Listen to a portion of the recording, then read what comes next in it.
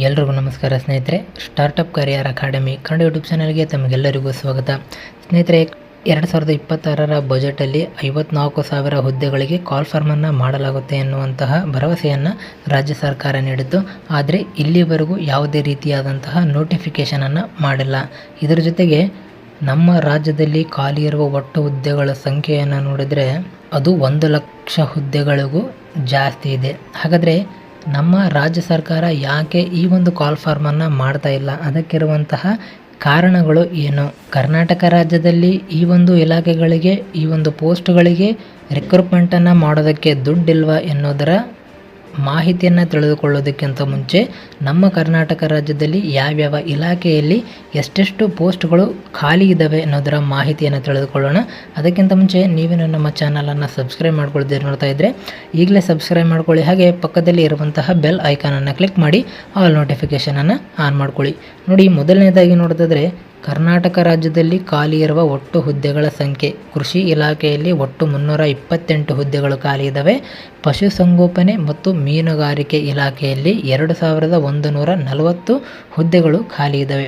ಹಾಗೆ ಸಹಕಾರ ಇಲಾಖೆಯಲ್ಲಿ 911 ಹುದ್ದೆಗಳು ಖಾಲಿ ಇದ್ದಾವೆ. ಪರಿಸರ ಮತ್ತು ಜೀವಶಾಸ್ತ್ರ ಇಲಾಖೆಯಲ್ಲಿ 1,554 ಹುದ್ದೆಗಳು ಖಾಲಿ ಇದ್ದಾವೆ. ನೋಡಿ, ಇಂಧನ ಇಲಾಖೆಯಲ್ಲಿ 54,905 ಹುದ್ದೆಗಳು ಇನ್ನು ಇಂಧನ ಇಲಾಖೆಯಲ್ಲಿ ಖಾಲಿ ಇದ್ದಾವೆ. ಹಾಗೆ ಆಹಾರ ಇಲಾಖೆಯನ್ನು ನೋಡೋದಾದರೆ 1,303 ಹುದ್ದೆಗಳು ಈ ಆಹಾರ ಇಲಾಖೆಯಲ್ಲಿ ಖಾಲಿ ಇದ್ದಾವೆ. ಇವಕ್ಕೆ ಯಾವುದೇ ರೀತಿಯಾದಂತಹ ಇಲ್ಲಿವರೆಗೂ ರಿಕ್ರೂಟ್ಮೆಂಟನ್ನು ಮಾಡಿಲ್ಲ. ಮುಂದೆ ನೋಡಿ, ಹಿಂದುಳಿದ ವರ್ಗಗಳ ಕಲ್ಯಾಣ ಇಲಾಖೆ, ಇದರಲ್ಲಿ ಒಟ್ಟು 225 ಹುದ್ದೆಗಳು ಖಾಲಿ ಇದ್ದಾವೆ. ರೇಷ್ಮೆ ಇಲಾಖೆಯಲ್ಲಿ 846 ಹುದ್ದೆಗಳು. ಕಾರ್ಮಿಕ ಇಲಾಖೆಯಲ್ಲಿ 273 ಹುದ್ದೆಗಳು. ಮಹಿಳಾ ಮತ್ತು ಮಕ್ಕಳ ಅಭಿವೃದ್ಧಿ ಇಲಾಖೆಯಲ್ಲಿ ಒಟ್ಟು 36 ಹುದ್ದೆಗಳು ಖಾಲಿ ಇದ್ದಾವೆ. ನಗರಾಭಿವೃದ್ಧಿ ಇಲಾಖೆಯಲ್ಲಿ 554 ಹುದ್ದೆಗಳು ಖಾಲಿ ಇದ್ದಾವೆ. ಸಾರಿಗೆ ಇಲಾಖೆಯಲ್ಲಿ 14,961 ಡ್ರೈವರ್ ಮತ್ತು ಕಂಡಕ್ಟರ್ ಸೇರಿದಂತೆ ಇತರ ಗ್ರೂಪ್ ಸಿ ಮತ್ತು ಗ್ರೂಪ್ ಡಿ ಹುದ್ದೆಗಳನ್ನು ಸೇರಿಸಿ ಒಟ್ಟು 14,961 ಹುದ್ದೆಗಳು ಇನ್ನು ಸಾರಿಗೆ ಇಲಾಖೆಯಲ್ಲಿ ಖಾಲಿ ಇದ್ದಾವೆ. ಹಾಗೆ ತೋಟಗಾರಿಕೆ ಇಲಾಖೆಯನ್ನು ನೋಡೋದಾದರೆ ಇಲ್ಲಿ ಒಟ್ಟು 39 ಹುದ್ದೆಗಳು ಖಾಲಿ ಇದ್ದಾವೆ. ವಸತಿ ಇಲಾಖೆಯಲ್ಲಿ 556 ಹುದ್ದೆಗಳು ಕರ್ನಾಟಕ ರಾಜ್ಯದಲ್ಲಿ ಖಾಲಿ ಇದ್ದಾವೆ. ನೋಡಿ, ಮತ್ತು ಐ ಟಿ ಬಿ ಟಿ ವಿಜ್ಞಾನ ತಂತ್ರಜ್ಞಾನ ಇಲಾಖೆಯಲ್ಲಿ 43 ಹುದ್ದೆಗಳು ಖಾಲಿ ಇದ್ದಾವೆ. ವಾಣಿಜ್ಯ ಮತ್ತು ಕೈಗಾರಿಕೆ ಇಲಾಖೆಯಲ್ಲಿ 5,935 ಹುದ್ದೆಗಳು ಖಾಲಿ ಇದ್ದಾವೆ.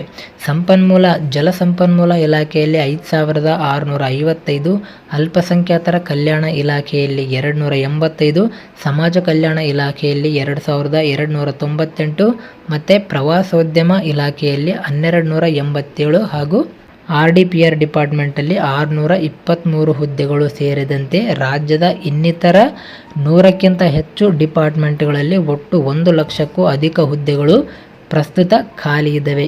ಇವುಗಳಿಗೆ ಇಲ್ಲಿವರೆಗೂ ಯಾವುದೇ ರೀತಿಯಾದಂತಹ ಕಾಲ್ ಫಾರ್ಮನ್ನು ಮಾಡಿಲ್ಲ. ಆದರೆ ಮೊನ್ನೆ ನಡೆದಿರ್ತಕ್ಕಂಥ ಬಜೆಟಲ್ಲಿ ಒಟ್ಟು 54,000 ಹುದ್ದೆಗಳಿಗೆ ಕಾಲ್ ಫಾರ್ಮನ್ನು ಮಾಡಲಾಗುತ್ತೆ ಎನ್ನುವಂತಹ ಆಶ್ವಾಸನೆಯನ್ನು ರಾಜ್ಯ ಬಜೆಟ್ನಲ್ಲಿ ರಾಜ್ಯ ಸರ್ಕಾರ ನೀಡಿದೆ. ಆದರೆ ಇಲ್ಲಿವರೆಗೂ ಯಾವುದೇ ರೀತಿಯಾದಂತಹ ಕಾಲ್ ಫಾರ್ಮನ್ನು ಮಾಡಿಲ್ಲ. ಪ್ರಸ್ತುತ ನಡೆಯುತ್ತಿರುವಂತಹ ಒಂದು ಒಳ ಮೀಸಲಾತಿ ಸಮಿತಿ ಏನಿದೆ, ಒಳ ಮೀಸಲಾತಿ ಪ್ರೊಸೀಜರ್ ಏನಿದೆ, ಅದನ್ನು ಮುಂದೂಡಿಕೆ ಮಾಡಲಾಗಿದೆ. ಹಾಗಾಗಿ ಈ ಒಂದು ಫೈಲನ್ನು ಮುಂದೂಡಿದ ಕಾರಣ ಈ ಹುದ್ದೆಗಳಿಗೆ ಕಾಲ್ ಫಾರ್ಮನ್ನು ಮಾಡೋದಕ್ಕೆ ತಡ ಆಗ್ತಾ ಇದೆ ಎನ್ನುವಂತಹ ಕಾರಣವನ್ನು ರಾಜ್ಯ ಸರ್ಕಾರ ನೀಡ್ತಾ ಇದೆ.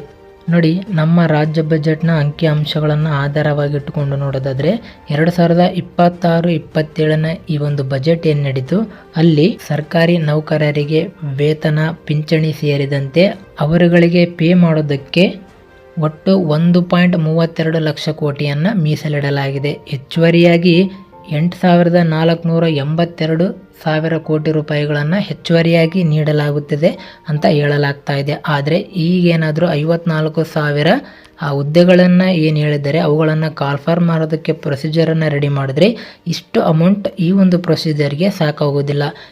ಅಕಸ್ಮಾತ್ 54,000 ಹುದ್ದೆಗಳಿಗೆ ಕಾಲ್ ಫಾರ್ಮನ್ನು ಮಾಡಿ ಎಲ್ಲ ಪೋಸ್ಟ್ಗಳನ್ನು ಭರ್ತಿ ಮಾಡಿಕೊಂಡ್ರೆ ಅವರಿಗೆ ಸ್ಯಾಲ್ರಿ ಕೊಡೋದಕ್ಕೆ ಇವರ ಹತ್ರ ದುಡ್ಡು ಕಡಿಮೆ ಬೀಳುತ್ತೆ. ಹಾಗಾಗಿ ಕೇವಲ 1.86 ಲಕ್ಷ ಕೋಟಿಯನ್ನು ಮಾತ್ರ ಇದಕ್ಕೆ ಮೀಸಲಿಡಲಾಗಿದೆ. ಇನ್ನು ಹೆಚ್ಚುವರಿಯಾಗಿ ಆ ಒಂದು ಸಮಿತಿಗಳು ಬೇಡಿಕೆಯನ್ನು ಏನು ಇಡ್ತವೆ ಅದ್ರ ಮೇಲೆ ಒಂದು ಬಜೆಟನ್ನು ಸ್ಯಾಂಕ್ಷನನ್ನು ಮಾಡಲಾಗುತ್ತೆ. ಹಾಗಾಗಿ ಈ ಒಂದು ಕಾರಣಗಳಿಂದ ಇನ್ನು ನಮ್ಮ ರಾಜ್ಯದಲ್ಲಿ ಆ ಒಂದು ಕಾಲ್ ಫಾರ್ಮ್ ಏನಿದೆ ಆ ಒಂದು ಪ್ರೊಸೀಜರ್ ಆಗ್ತಾ ಇಲ್ಲ ಎನ್ನುವಂತಹ ಮಾಹಿತಿ ತುಂಬಾ ಎದ್ದು ಕಾಣ್ತಾ ಇದೆ. ಇತ್ತೀಚೆಗೆ ನೋಡಿದರೆ ಕರ್ನಾಟಕದ ಬೇರೆ ಬೇರೆ ಸ್ಥಳಗಳಲ್ಲಿ, ಪ್ರಮುಖ ಸ್ಥಳಗಳಲ್ಲಿ ವಿದ್ಯಾರ್ಥಿಗಳ ಕಡೆಯಿಂದ, ವಿದ್ಯಾರ್ಥಿ ಸಂಘಟನೆಗಳ ಕಡೆಯಿಂದ ಒಂದು ಕಾಲ್ ಫಾರ್ಮನ್ನು ಮಾಡೋದಕ್ಕೆ ಬೇಡಿಕೆಗಳನ್ನು ರಾಜ್ಯ ಸರ್ಕಾರದ ಮುಂದಿಟ್ಟು ಕೆಲವೊಂದಿಷ್ಟು ಸ್ಟ್ರೈಕನ್ನು ಮಾಡಲಾಗಿತ್ತು. ಅದಕ್ಕೆ ಸ್ಪಂದನೆ ನೀಡಿದಂತಹ ರಾಜ್ಯ ಸರ್ಕಾರ 54,000 ಹುದ್ದೆಗಳನ್ನು ಕಾಲ್ ಫಾರ್ಮ್ ಮಾಡುತ್ತೆ ಅಂತೇಳಿ ಅವರು ಬಜೆಟ್ನಲ್ಲಿ ಹೇಳಿದ್ದು. ಆದರೆ ಇಲ್ಲಿವರೆಗೂ ಯಾವುದೇ ರೀತಿಯಾದಂಥ ಕಾಲ್ ಫಾರ್ಮನ್ನು ಮಾಡಿಲ್ಲ. ಇನ್ನೂ ಯಾವಾಗ ಮಾಡ್ತಾರೆ ಅನ್ನೋದನ್ನು ನಾವು ಕಾದು ನೋಡಬೇಕು. ಯಾಕಂತಂದರೆ ಒಂದು ವೇಳೆ ಅವರೇನಾದರೂ ಕಾಲ್ ಫಾರ್ಮನ್ನು ಮಾಡಿ ಈ 54,000 ಹುದ್ದೆಗಳನ್ನು ಭರ್ತಿ ಮಾಡಿದರೆ ಅವರಿಗೆ ಸ್ಯಾಲ್ರಿ ನೀಡೋದಕ್ಕೆ ನಮ್ಮ ರಾಜ್ಯ ಸರ್ಕಾರದಲ್ಲಿ ಹಣ ಇದೆಯಾ ಇಲ್ವಾ ಎನ್ನುವುದು ಒಂದು ದೊಡ್ಡ ಯಕ್ಷ ಪ್ರಶ್ನೆಯಾಗಿ ಉಳಿದಿದೆ. ಹಾಗಾಗಿ ಇನ್ನು ಎಷ್ಟು ದಿನಗಳಲ್ಲಿ ಕಾಲ್ ಫಾರ್ಮನ್ನು ಮಾಡಲಾಗುತ್ತೆ ಅನ್ನೋದನ್ನು ನಾವು ಕಾದು ನೋಡಬೇಕಾಗಿದೆ. ಹಾಗೆ ಯಾವ್ಯಾವ ಡಿಪಾರ್ಟ್ಮೆಂಟ್ಗಳಲ್ಲಿ ಎಷ್ಟು ಕಾಲ್ ಫಾರ್ಮನ್ನು ಮಾಡಲಾಗುತ್ತೆ, ಹಂತ ಹಂತವಾಗಿ ಎಷ್ಟೆಷ್ಟು ಕಾಲ್ ಫಾರ್ಮನ್ನು ಮಾಡಲಾಗುತ್ತೆ ಅನ್ನೋದನ್ನು ನೋಡಬೇಕಾಗುತ್ತೆ. ನೋಡಿ, 1 ಲಕ್ಷ ಹುದ್ದೆಗಳು ಖಾಲಿ ಇದ್ದರೂ ಕೂಡ ಇಲ್ಲಿವರೆಗೂ ಕೇವಲ 8,157 ಹುದ್ದೆಗಳಿಗೆ ಮಾತ್ರ ರಿಕ್ರೂಟ್ಮೆಂಟನ್ನು ಮಾಡಲಾಗಿದೆ. ಇನ್ನುಳಿದಂತೆ ಇನ್ನು 3,081 ಹುದ್ದೆಗಳು ಆ ಒಂದು ಪ್ರೊಸೀಜರ್ ಏನಿದೆ ಅದು ಪ್ರಗತಿಯಲ್ಲಿದೆ. ಅಂದರೆ ಅವುಗಳಿಗೆ ಎಕ್ಸಾಮನ್ನು ನಡೆಸಿ ಆ ಒಂದು ಆಯ್ಕೆ ಪಟ್ಟಿ ಬಿಡುಗಡೆ ಮಾಡೋದರಲ್ಲಿ ಈ ಒಂದು 3,081 ಪೋಸ್ಟ್ಗಳು ಪ್ರಗತಿಯಲ್ಲಿದ್ದಾವೆ. ಇಲ್ಲಿವರೆಗೆ ಅಂದರೆ ಕಳೆದ 3 ವರ್ಷಗಳಲ್ಲಿ ಬರೀ 8,157 ಹುದ್ದೆಗಳಿಗೆ ಮಾತ್ರ ಕಾಲ್ ಫಾರ್ಮನ್ನು ಮಾಡಲಾಗಿದೆ. ಇನ್ನು ಈ 54,000 ಹುದ್ದೆಗಳಿಗೆ ಕಾಲ್ ಫಾರ್ಮನ್ನು ಯಾವಾಗ ಮಾಡ್ತಾರೆ ಅನ್ನೋದನ್ನು ಕಾದು ನೋಡಬೇಕಾಗುತ್ತೆ. ಇದಿಷ್ಟು ಸ್ನೇಹಿತರೆ ನಮ್ಮ ಕರ್ನಾಟಕ ರಾಜ್ಯದಲ್ಲಿ ಖಾಲಿ ಇರುವಂತಹ ಒಟ್ಟು ಹುದ್ದೆಗಳ ಸಂಖ್ಯೆಗಳ ಬಗ್ಗೆ ಇರುವಂತಹ ಮಾಹಿತಿ. ಮತ್ತೆ ಮುಂದಿನ ವಿಡಿಯೋದಲ್ಲಿ ಸಿಗ್ತೀನಿ. ಅಲ್ಲಿವರೆಗೂ ಎಲ್ಲರಿಗೂ ಧನ್ಯವಾದಗಳು.